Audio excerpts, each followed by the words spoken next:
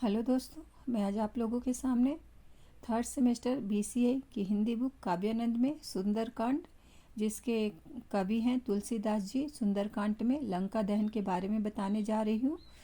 सबसे पहले हम कवि का परिचय पढ़ लेते हैं। तो तुलसीदास जी का जन्म 1511 ईस्वी में बांदापुर जिले के राजापुर गांव में हुआ था। इनके पापा का नाम आत्माराम दुबे एवं माता का नाम हुलसी था।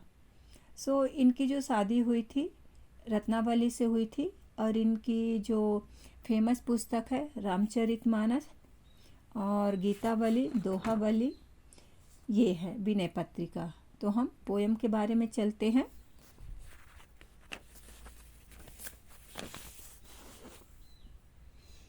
चलिए सुंदरकांड में लंका दहन की पोयम के बारे में चलते हैं। कवि के ममता पूछ पर सबही कहूँ समझाई, तेल बोरी पट बांधी पुनी पावक दहूँ लगाई। यहाँ पे कबीरदास जी बताते हैं, यहाँ पे लंका दहन में जब ये क्या कहते हैं, हनुमान जी लंका पहुँचे थे और वो किसके द्वारा, रावण के दूतों के द्वारा पकड़े जाते हैं। तब वहाँ की बात हो रही है कि कवि यहाँ पे बता रहे होते हैं कि जो बंदर होते हैं उनको अपनी पूंछ से बहुत ज़्यादा प्यार होता है। मैं सबको समझाते हुए कहता हूँ कि उनको अपनी पूंछ से बहुत ज़्यादा प्यार होता है, इसलिए उसके पूंछ पर तेल बोरकर कपड़ा बांधकर क्या करना चाहिए, आग लगा देना चाहिए। पूछहीन बानर तह जइये, तब सठ निज नाथई लई आई हैं, जिनके कीन्ह सी बहुत बड़ाई, देखो मैं तिनके प्रभुताई। यहाँ पे कवि कहते हैं कि जब ये जो बंदर है, पूछहीन बंदर, जिनको अपनी पूंछ से बहुत प्यार होता है, उसकी पूंछ जब जल जाएगी तो ये जो बहुत अपने प्रभु की बड़ाई करता है वो अपने पास जाएगा, उनके प्रभु के पास जाएगा, और जाने के बाद वो उनको अपने साथ यहाँ पर लेकर आ जाएगा। यहाँ पे फिर से बोल रही हूँ कि यहाँ पे कवि कहते हैं कि जो बंदर को पूंछ से अपने बहुत प्यार होता है, अगर उसकी पूंछ जलने लगेगी, वो ख़त्म हो जाएगी, तो अपने मालिक और स्वामी के पास जाएगा। ये मूर्ख बंदर और अपने मालिक को साथ में लेकर आ जाएगा, क्योंकि इसने अपने मालिक की, अपने स्वामी की बहुत बड़ाई की है। मैं उनके मालिक की सामर्थ्य और प्रभुता देखना चाहता हूँ, जिसने इसने बहुत ज़्यादा बड़ाई की है। वचन सुनत कपि मन मुस्काना, भई सहाय सारद में जाना, जातु धान सुनि रावण बचना, लगे रचे मूढ़ सोई रचना। सारद मतलब सरस्वती जी, कपि मतलब बंदर। जैसे ही राक्षसों की बातें सुनकर, जो उन्होंने सुने कि क्या कहते हैं, इनके पूंछ में आग लगा दो, तो वैसे ही वो उनकी राक्षसों की बात सुनकर कपि मन ही मन मुस्कुराने लगे और समझ गए कि इनकी जो बुद्धि को भ्रष्ट किया है, इनकी बुद्धि को हरने वाली सरस्वती जी इनकी बुद्धि को फेरने में सहायक हुई है। रावण की बात सुनकर, लंकेश की बात सुनकर जो राक्षस गण है, तुरंत पूंछ में आग लगाने का प्रबंध करने लगे। रहा न नगर बसन घृत तेला, बढ़ी पूछ कीन कपि खेला, कौतुम कह आए पुरवासी, मारिन चरण करहीं बहुहासी। यहाँ पे पूंछ में लपेटने के लिए उनके नगर में जितना भी कपड़ा, घी, तेल सब कुछ था, सारा का सारा खत्म हो गया।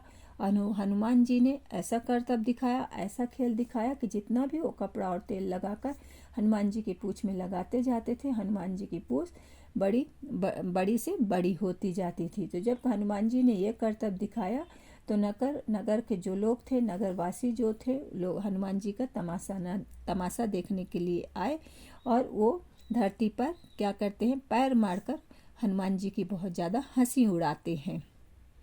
बाजई ढोल तेहि सब तारी, नगर फेरी पुनि पूद प्रजारी, पावक चरत देखी हनुमंता, भयउ परम लघु रूप तुरंता। तो जितने भी राक्षस लोग थे, साले के साले ढोल बजाते थे, और जितने भी नर नारी थे, हाथों से तालियां बजाते थे, और उन्होंने हनुमान जी को पूरे नगर में फिरा कर फिर क्या किया, पूंछ में आग लगा दी। जैसे ही हनुमान जी ने देखा कि उनकी पूंछ में आग लग गई है, वैसे ही वे तुरंत छोटे से रूप में, लघु रूप में आ गए। हरि प्रेरित ते अवसर चले मारुत 49, अट्टाहस करि गर्जा, कपि बढ़ी लागे आकाश। सो हरि के प्रभाव से क्या कहते हैं, जो मारुति मतलब हनुमान जी हैं, कहाँ चढ़ गए, उनके बल से, हरि के प्रभाव से वहाँ पे 49 पवने हवाएं चलने लगी। और जो हनुमान जी हैं क्या कहते हैं, बहुत ज़्यादा गर्जन करके, अट्टहास करके एकदम हंसने लगे और हंसकर क्या करते हैं, आकाश की तरफ आगे बढ़ गए। देह विशाल परम हरु आई, मंदिर ते मंदिर चढ़ दाई। देह विशाल परम हरु आई, मंदिर ते मंदिर चढ़ आई। जरई नगर भा लोग बिहाला, झपट बहु कोटि कराला। सो जैसे ही हनुमान जी ने क्या किया कि आग मतलब उनके पूँछ में आग लगी और वो आकाश की तरफ गर्जन करके उड़ के चले गए, तो अपने शरीर को उन्होंने बहुत बड़ा कर लिया। और बड़ा करने के साथ ही एक भवन से दूसरे भवन, एक महल से दूसरे महल में कूदने लगे। इस तरह से वहाँ पे जितने भी घर और लोग थे, घर और लंका थी, लंका में लोग थे, उनके लंका पूरी तरह धू धू कर जलने लगी। वहाँ के लोग जो है त्राही त्राही कर कर जलने लगे, मतलब चिल्लाने लगे। तातु मातु हा सुनिए पुकारा, यही अवसर को हम ही उबारा। हम जो कहा यह कपि नहीं होई, बानर रूप धरे सुर कोई। सो यहाँ पे जो लंका के वासी थे, हा माता, हा पिता, हा प्रभु कहकर चिल्लाने लगे और आपस में बात करने लगे कि हमें तो पहले से ही पता था कि ये कोई साधारण बंदर नहीं है, कोई देवता का रूप धरकर यहाँ पे आया। हमने क्या किया है, हमें तो पहले से ही ये पता था। देन साधु अवज्ञा कर फलु ऐसा, जरहि नगर अनाथ कर जैसा।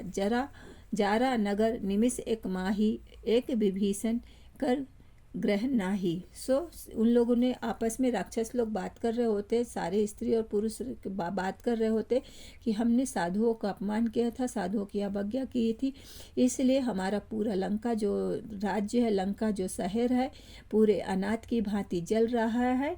और उसमें एक ही ऐसा घर बचा है जो कि विभीषण का है, उसका घर उसने नहीं जलाया है। तो ये जो हमारा लंका शहर है, लंका नगर है, एक क्षण में ही पूरा जल गया है। इस प्रकार से हम उनको अपनी गलती का एहसास होता है कि हमने साधु और संतों की जो अपमान किया था, उसी की वजह से भगवान हमें ये पनिशमेंट या ये सजा दे रहे हैं। ताकर दूत अनल जही सिरजा मतलब पार्वती, जरा न सो तेहि कारण गिरजा। उलट पलटी लंका सब जारी, कूदी परा पुनि सिंधु मजारी। सो यहाँ पे शिव जी अपनी पत्नी पार्वती जी से कहते हैं कि हे पार्वती, जिन्होंने अग्नि को जन्म दिया है, जिन्होंने अग्नि को बनाया है, हनुमान जी उन्हीं प्रभु के दूत हैं।